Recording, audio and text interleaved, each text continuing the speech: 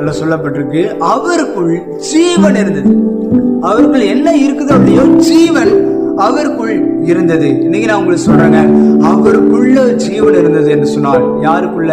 கிறிஸ்துவுக்குள் ஜீவன் இருந்தது. அந்த வார்த்தை தான் இயேசு கிறிஸ்து மாம்சமாய் வெளிப்பட்டார். நீ நான் உங்களுக்கு சொல்றேங்க, அந்த மாம்சமாகிய இயேசு உங்களுக்குள்ள வாசம் பண்ணி கொண்டு இருக்கிறதுனால, பரிசுத்த ஆவியானவர் உங்களுக்குள்ள அவர் இருக்கிறதுனால நடக்கிற ஒரு காரியம் என்ன தெரியுமா? உங்களுக்குள் ஜீவனை கர்த்தர் வைத்திருக்கிறார். ஆதியில ஒரு ஜீவனை ஊதினர். அந்த ஜீவன் மனுஷனுக்கு எப்படி இருந்துச்சுன்னா உயிர் கொடுத்தது. நாசின் சுவாசத்தினால மனுஷனுக்கு, அவர் நாசின் சுவாசத்தினால ஜீவனை ஊதும் பொழுது அவனுடைய வாழ்க்கையில அவன் ஜீவாத்மாவாய் அவன் வெளிப்பட்டான். அதே போல நான் சொல்றேங்க, உங்களுடைய ஆத்மாவில, உங்களுடைய ஆவியில அவர் ஜீவ ஆத்மாவாகிய தேவனுடைய வார்த்தையை உங்களுக்குள்ள வைக்கிறார். எத்தனை பேர் ஆமென் சொல்ல முடியும்?